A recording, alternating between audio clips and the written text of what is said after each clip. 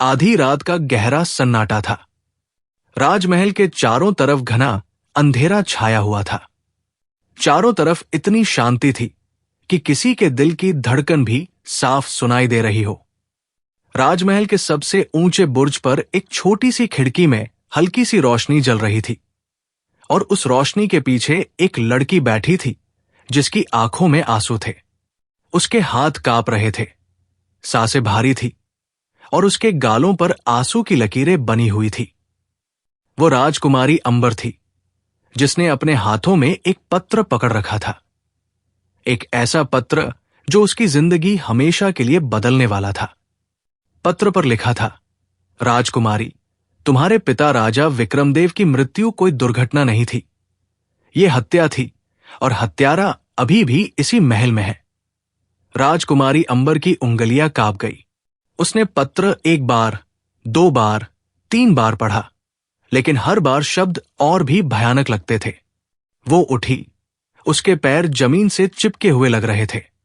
बाहर हवा तेज चलने लगी, बादल गरजे, बिजली चमकी और अचानक कमरे की दीवार पर एक लंबी, खतरनाक परछाई बन गई। राजकुमारी ने पीछे मुड़कर देखा, लेकिन कोई नहीं था। फिर भी परछाई थी। उसकी आवाज कांपी, कौन है? लेकिन कोई जवाब नहीं आया। वो धीरे धीरे दरवाजे की तरफ बढ़ी। जैसे ही उसने दरवाजा खोला, बाहर लंबा गलियारा था जहां दीवारों पर मशालें जल रही थी, लेकिन उनकी रोशनी अंधेरे से हारती नजर आ रही थी। अचानक उसने एक आवाज सुनी, कदमों की आहट, लेकिन जैसे कोई नंगे पैर चल रहा हो। आवाज करीब आ रही थी। राजकुमारी ने मशाल उठाई और आगे बढ़ी। तभी एक हाथ ने उसका मुंह दबा लिया और एक सांस फूंकी, चुप रहो, नहीं तो मर जाओगी। राजकुमारी अंबर ने उस शख्स की तरफ देखा। वो एक लंबा, दुबला-पतला युवक था जिसकी आंखों पर काली पट्टी बंधी हुई थी। वो अंधा था, फिर भी उसकी हरकतों में कोई झिझक नहीं थी, जैसे वो इस महल का हर कोना रटा हुआ हो। उसने अपना हाथ हटाते हुए कहा, मैं यहां तुम्हें मारने नहीं आया राजकुमारी, बल्कि तुम्हें बचाने आया हूं। राजकुमारी ने घबराहट में पूछा, तुम कौन हो? उस युवक ने धीरे से कहा, मेरा नाम कबीर है और मैं वही अंधा चोर हूं जिसकी तलाश पूरे राज्य में हो रही है। राजकुमारी ने एक कदम पीछे लिया। उसका दिल तेजी से धड़कने लगा। ये वही चोर था जिसने 3 राजमहलों को लूटा था, जिसकी सूरत देखने वाला कोई जिंदा नहीं बचा था। कबीर ने कहा, तुम्हारे पिता की हत्या सिर्फ एक हत्या नहीं थी राजकुमारी, ये एक साजिश थी जिसमें तुम्हारा अपना मामा, सेनापति और दरबार के 3 सबसे बड़े सामंत शामिल थे। राजकुमारी की आंखें फैल गई। उसका मामा, जिसने पिता की मृत्यु के बाद उसे गोद लिया था, वही हत्यारा था। क्यों बता रहे हो तुम्हें ये सब? राजकुमारी ने सवाल किया। कबीर ने कहा, क्योंकि तुम्हारे पिता ने मुझे जिंदगी दी थी। 15 साल पहले जब मैं भूख से मर रहा था, तो उन्होंने मुझे गोद लेकर अपने गुप्त सेवकों में शामिल किया था। मैं अंधा हूं, लेकिन मेरी सुनने और सूंघने की शक्ति इतनी तेज है कि मैं तुम्हारे महल की हर सांस को महसूस कर सकता हूं। उसने राजकुमारी के हाथ में एक चाबी रखी।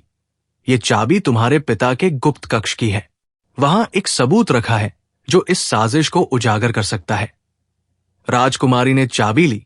उसके हाथ कांप रहे थे, लेकिन उसने हिम्मत जुटाई और पूछा, गुप्त कक्ष कहाँ है? कबीर ने कहा, तुम्हारे पिता के सिंहासन के ठीक नीचे, लेकिन सावधान रहना, वहां तुम्हारी मुलाकात उस शख्स से होगी जो सबसे खतरनाक है। कौन? राजकुमारी ने पूछा।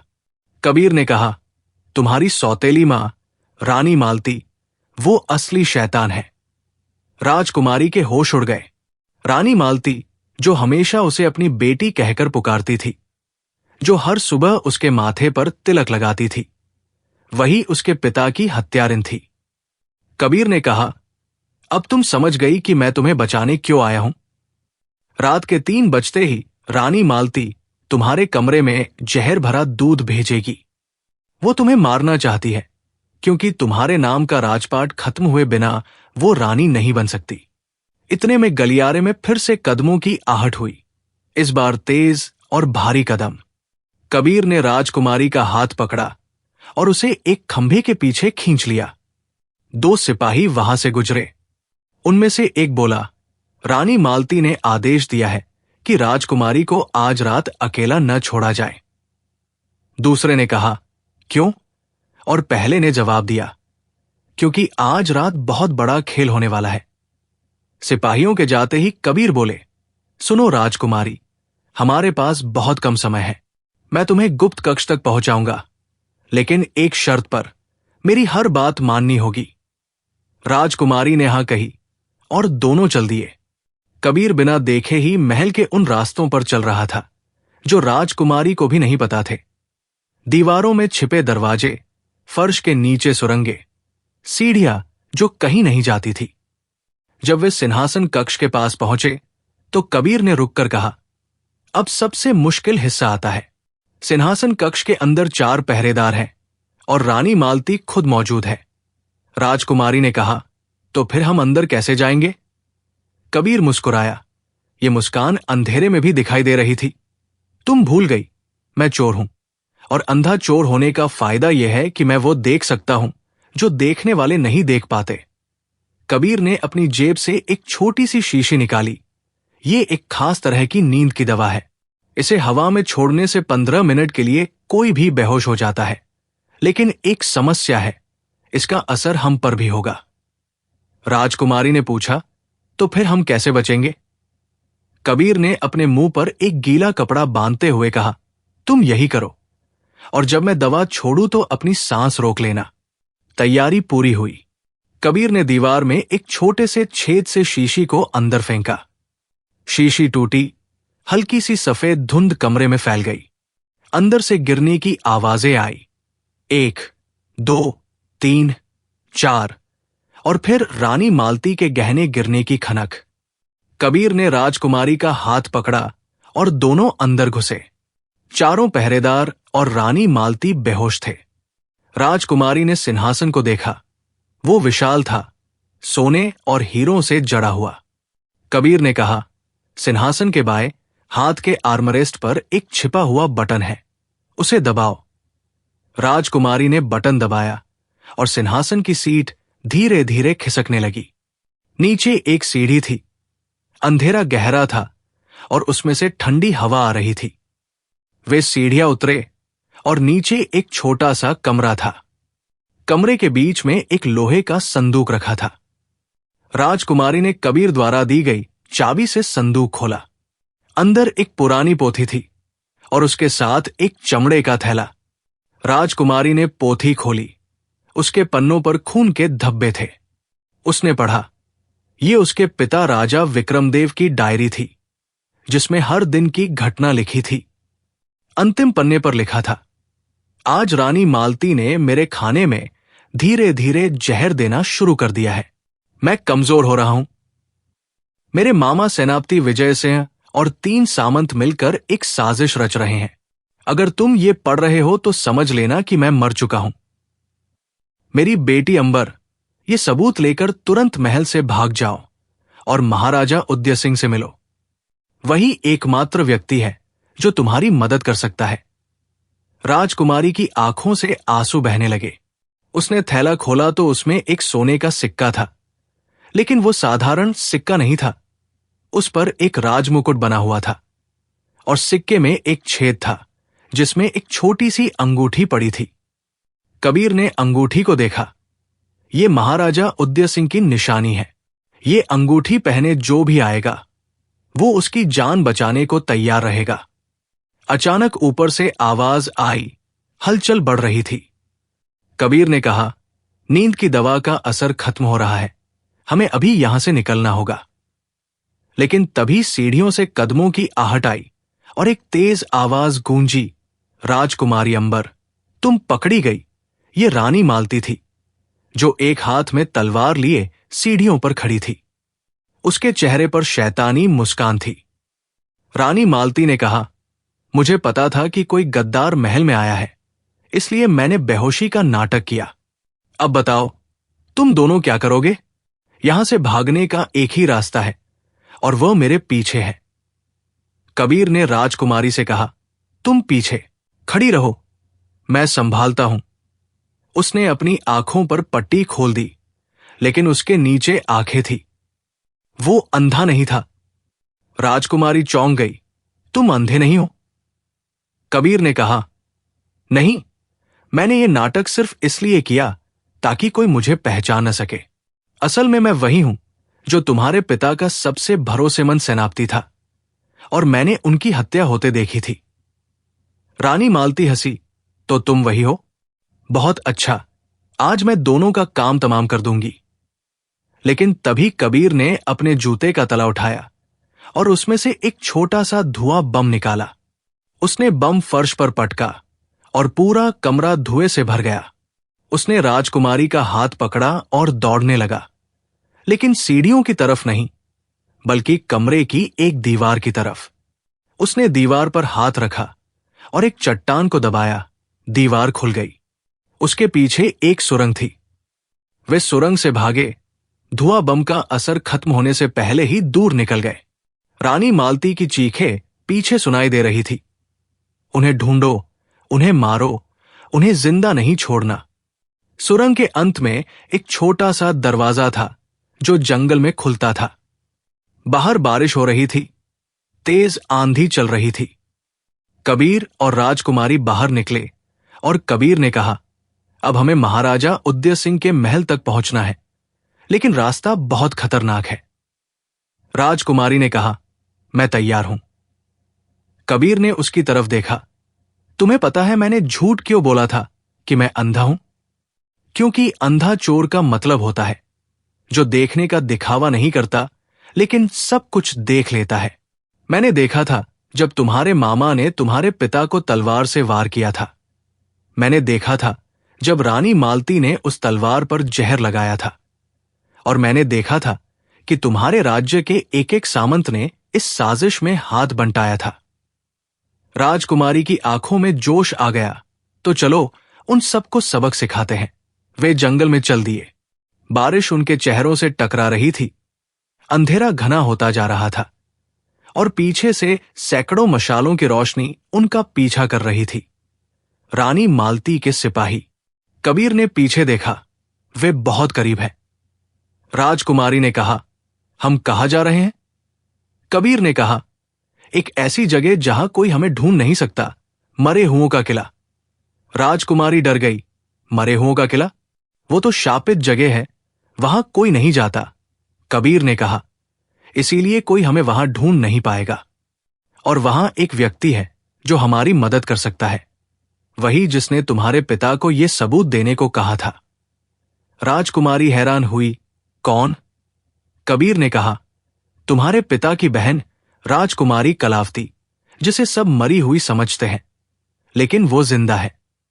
बारिश और तेज हो गई, बिजली चमकी और दूर एक काले भयानक किले की रूपरेखा दिखाई दी।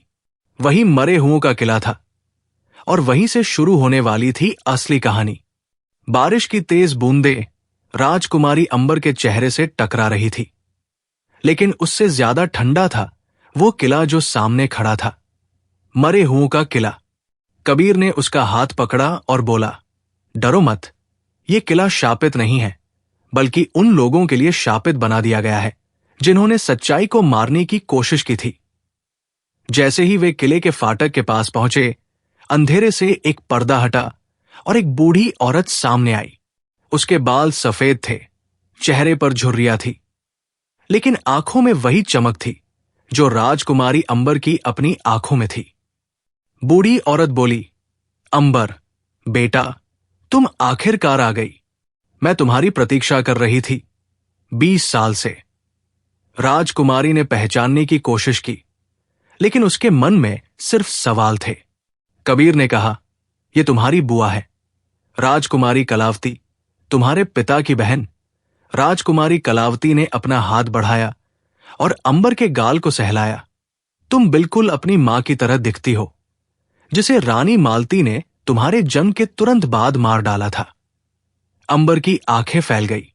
उसकी मां की मृत्यु को 20 साल बीत चुके थे और सबको बताया गया था कि वो बीमारी से मरी थी, लेकिन अब उसे पता चल रहा था कि वो भी हत्या थी।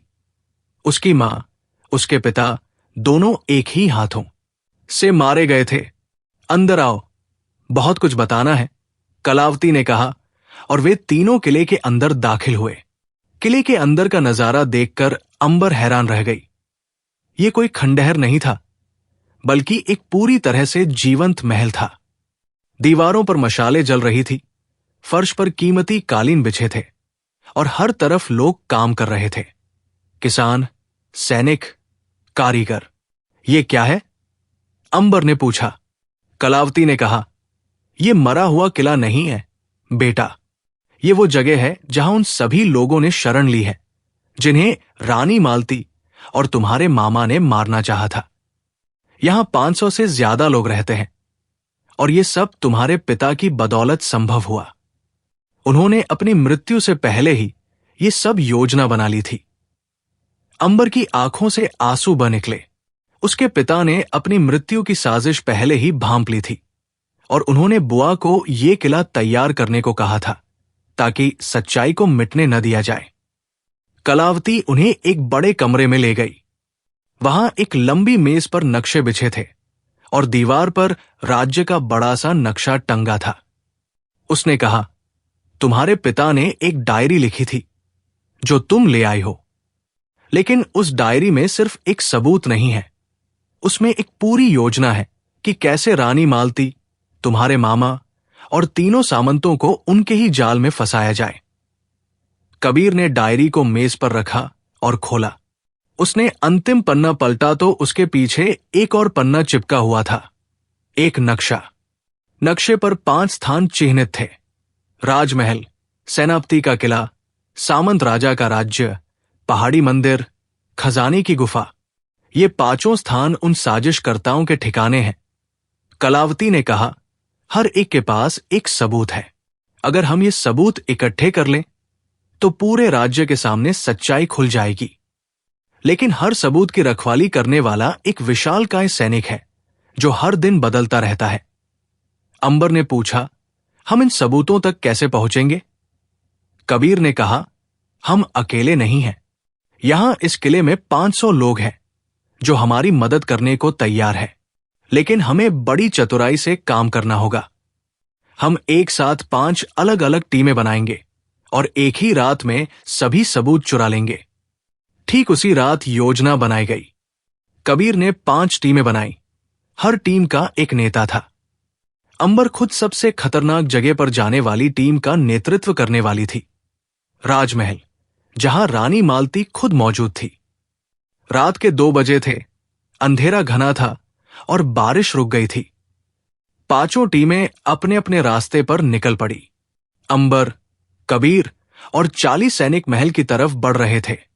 कबीर ने कहा, महल के 3 दरवाजे हैं, लेकिन हम चौथे से घुसेंगे, वो सुरंग जहां से हम भागे थे।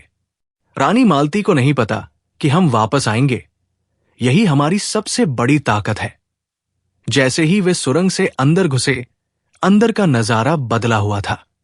रानी मालती ने सुरंग के अंदर अतिरिक्त पहरेदार लगा दिए थे। कबीर ने धीरे से कहा, हम सीधे नहीं जाएंगे, हम ऊपर से जाएंगे। उसने दीवार पर बनी एक गुप्त सीढ़ी दिखाई जो सीधे राजा के शयन कक्ष में जाती थी। वे सीढ़ियां चढ़े और ऊपर पहुंचे। वहां एक बड़ा कमरा था जो पूरी तरह से खाली था। अंबर ने कमरे को पहचाना। ये उसके पिता का निजी कमरा था। उसकी आंखों में आंसू आ गए। यहां हर चीज वैसी ही थी जैसे उसके पिता जीते थे। एक मेज पर उनके लिखे पत्र रखे थे, एक कोने में उनकी तलवार टंगी थी, और दीवार पर उनकी पत्नी अंबर की मां की तस्वीर लगी थी। अचानक दरवाजा खुला। अंदर रानी मालती नहीं, बल्कि अंबर का मामा सेनापति विजय सिंह आया। वो कमरे के बीच में खड़ा हो गया और बोला, तुम्हें लगता है मुझे पता नहीं था कि तुम वापस आओगी? मैं तुम्हारे इंतजार में ही बैठा था। अंबर ने तलवार निकाली और बोली, मामा, आपने मेरे पिता को क्यों मारा? वो आपके अपने बहनोई थे। विजय सिंह हंसा। तुम्हारे पिता ने मुझे वो दर्जा नहीं दिया जिसके मैं हकदार था। मैं उनका सबसे बड़ा सेनापति था, लेकिन उन्होंने हमेशा मुझे नीचा दिखाया, और रानी मालती ने मुझे वो राज दिखाया जो तुम्हारा पिता छिपा रहा था। कौन सा राज?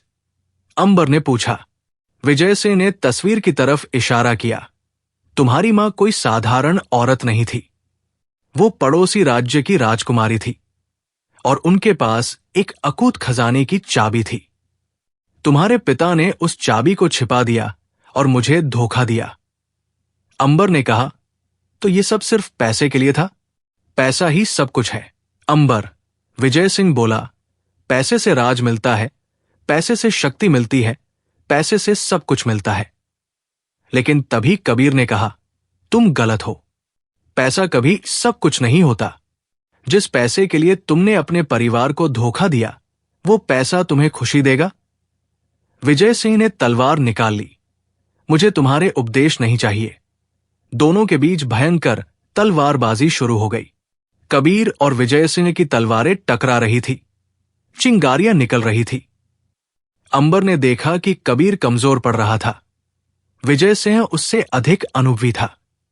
तभी अंबर ने अपने पिता की तलवार उठाई, वही तलवार जो दीवार पर टंगी थी। तलवार हाथ लेते ही उसे एक अजीब सी ऊर्जा का अनुभव हुआ, जैसे उसके पिता की आत्मा उसमें बस गई हो। वो विजय सिंह के सामने आ गई और बोली, मामा, आखिरी मौका दे रही हूं। सबूत हमारे पास है। तुम्हारे खिलाफ राजद्रोह का मुकदमा चलेगा। बस अपनी तलवार नीचे रख दो। विजय सिंह हंसा। तुम छोटी बच्ची हो अंबर, तुम मुझसे नहीं लड़ सकती। लेकिन अंबर ने तलवार उठाई और उस पर वार किया। विजय सिंह चकमा दे गया, लेकिन अंबर का दूसरा वार उसके कंधे पर लगा। विजय सिंह चिल्लाया और उसकी तलवार गिर गई। उसी समय कमरे के दरवाजे खुल गए और अंदर बुआ कलावती और अन्य सैनिक घुस आए। विजय सिंह घिर गया था। तुम जीत गई अंबर, विजय सिंह ने सिर झुकाते हुए कहा। लेकिन यह खत्म नहीं हुआ है। रानी मालती अभी भी आजाद है, और उसने पूरे राज्य को एक जाल में फंसा दिया है। अगर तुमने 3 घंटे के अंदर उसे रोका नहीं, तो वो राज्य का आधा खजाना लेकर भाग जाएगी। अंबर ने पूछा, वो कहाँ है? पहाड़ी मंदिर में, विजय सिंह ने कहा। वहां एक गुप्त रास्ता है जो दूसरे राज्य को जाता है। वो आधी रात को वहां से निकलेगी। तुम्हारे पास अभी 2 घंटे हैं। अंबर ने तुरंत कबीर और अपने सैनिकों को संकेत दिया। वे दौड़ते हुए महल से बाहर निकले। कलावती ने कहा, मैं यहां सेनापति विजय सिंह और अन्य साजिशकर्ताओं को संभालूंगी। तुम रानी मालती के पीछे जाओ। कबीर, अंबर और 40 सैनिक घोड़ों पर सवार होकर पहाड़ी मंदिर की तरफ दौड़ पड़े। रास्ते में बारिश फिर से शुरू हो गई थी। पहाड़ी रास्ते फिसलन भरे थे, लेकिन उन्हें कोई परवाह नहीं थी। 1 घंटे बाद वे पहाड़ी मंदिर के पास पहुंचे। मंदिर के चारों तरफ रानी मालती के सैकड़ों सिपाही तैनात थे। कबीर ने कहा, हम सीधा हमला नहीं कर सकते, हम कम हैं।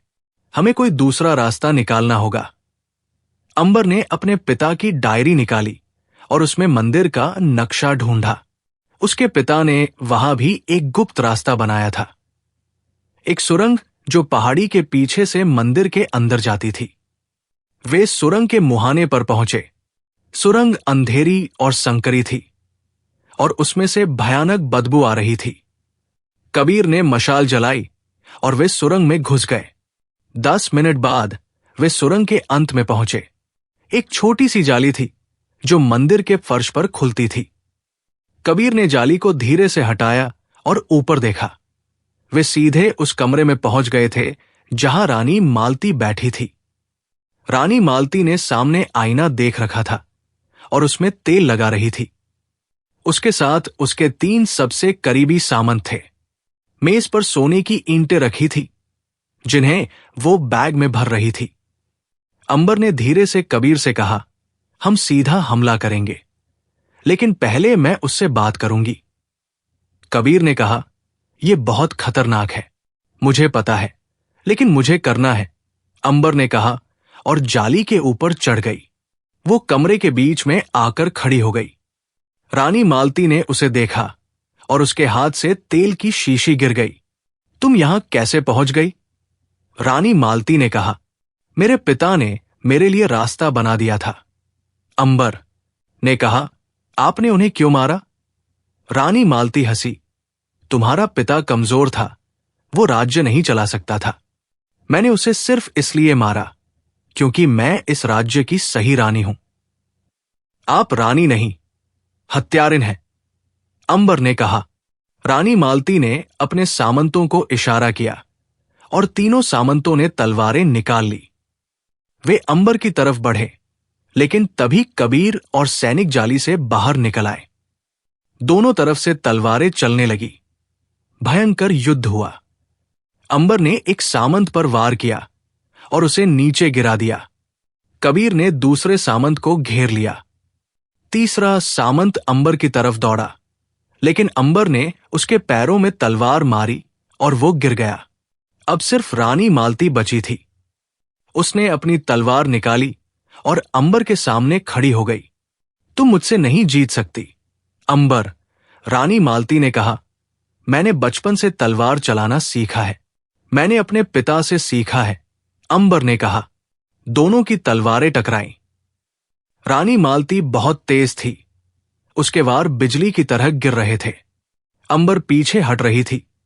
उसके लिए रानी मालती का सामना करना मुश्किल हो रहा था।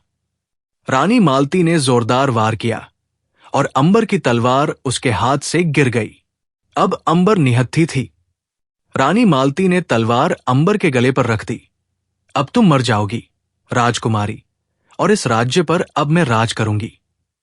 लेकिन तभी अंबर को अपने पिता की वो बात याद आई जो उसने बचपन में सुनी थी, बेटा, जब तलवार ना हो तो दिमाग तलवार होता है। अंबर ने रानी मालती की तरफ देखा और एकदम से उसके पैर पर लात मारी। रानी मालती असंतुलित हो गई और अंबर ने फर्श पर पड़ी अपनी तलवार उठा ली। अगले ही पल अंबर ने रानी मालती की तलवार को झटके से उसके हाथ से बाहर निकाल दिया। अब रानी मालती निहत्थी थी। तुम्हारी हार हुई, रानी मालती, अंबर ने कहा। रानी मालती नीचे बैठ गई। उसके चेहरे पर हार की पीड़ा थी, लेकिन साथ ही एक दुष्ट मुस्कान भी थी। तुमने मुझे हरा दिया, अंबर, रानी मालती ने कहा। लेकिन ये खत्म नहीं हुआ। मेरे पास वो खजाना है जो तुम्हारी मां ने छिपाया था, और मैं वो खजाना कभी नहीं दूंगी। अंबर ने कहा, मुझे खजाना नहीं चाहिए, मुझे चाहिए सिर्फ सच्चाई और न्याय। कबीर ने रानी मालती को जंजीरों में बांध दिया। अन्य सामंतों को भी गिरफ्तार कर लिया गया। सैनिकों ने सोने की ईंटों से भरे बैग को जब्त कर लिया। वे सब महल वापस लौट आए। सुबह होने वाली थी। सूरज की पहली किरणें फूट रही थी। अगले दिन राज दरबार लगा। पूरे राज्य के लोग वहां इकट्ठा थे। अंबर सिंहासन पर बैठी थी। उसके सिर पर असली राजकुमारी का ताज था। रानी मालती, सेनापति विजय सिंह और तीनों सामंतों को दरबार के बीच में खड़ा किया गया। अंबर ने अपने पिता की डायरी पढ़कर सुनाई। सारे सबूत पेश किए गए। एक एक करके सबने अपने अपराध कबूल कर लिए। न्यायाधीश ने फैसला सुनाया।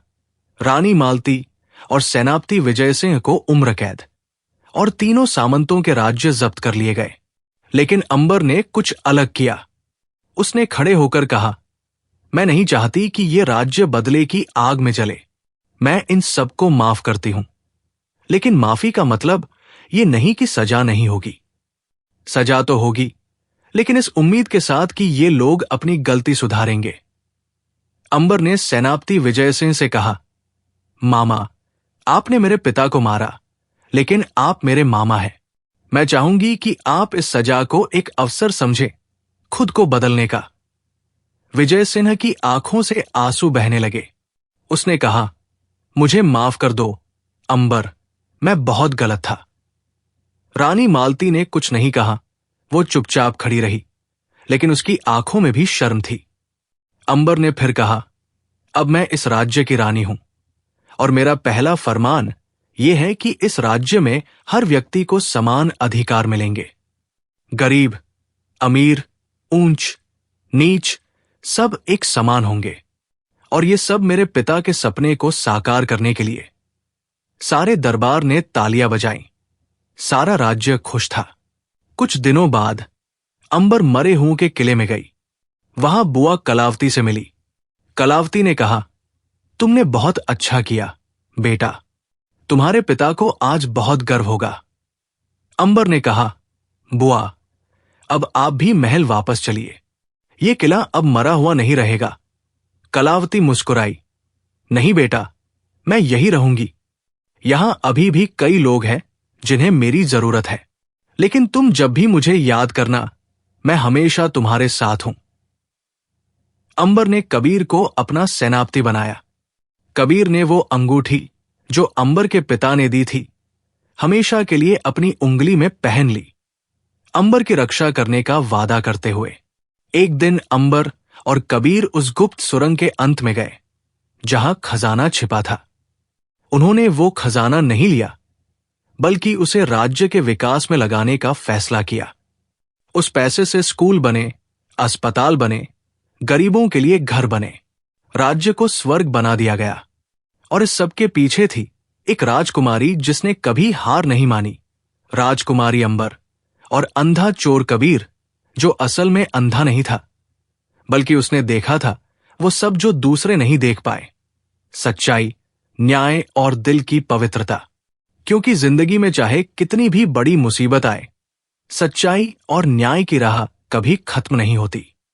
अगर तुम में हौसला है, अगर तुम में इरादा है, तो पूरी दुनिया भले ही तुम्हारे खिलाफ हो, तुम जीतोगे। क्योंकि असली ताकत तलवार में नहीं, दिमाग और दिल में होती है। और दोस्तों, यही थी राजकुमारी अंबर और कबीर की अद्भुत कहानी, जिसने हमें सिखाया कि चाहे अंधेरा कितना भी गहरा क्यों न हो, सच्चाई की एक किरण उसे मिटाने के लिए काफी होती है। अगर आपको यह कहानी पसंद आई हो, अगर अंबर का साहस और कबीर की समझदारी आपके दिल को छू गई हो, तो इस वीडियो को लाइक जरूर करें। और अगर आप ऐसी ही रोमांचक, भावनात्मक, रहस्यमयी और प्रेरणादायक कहानियां सुनना चाहते हैं, तो हमारे चैनल को सब्सक्राइब करें और साथ में बेल आइकन भी दबा दें, ताकि अगली शानदार कहानी आपसे छूट न जाए। कमेंट करके जरूर बताइए, आपको इस कहानी का सबसे पसंदीदा किरदार कौन लगा, राजकुमारी अंबर या कबीर? मिलते हैं एक और नई और रोमांचक कहानी के साथ। तब तक याद रखिए, असली ताकत तलवार में नहीं, बल्कि दिमाग, दिल और सच्चाई में होती है। जय हिंद।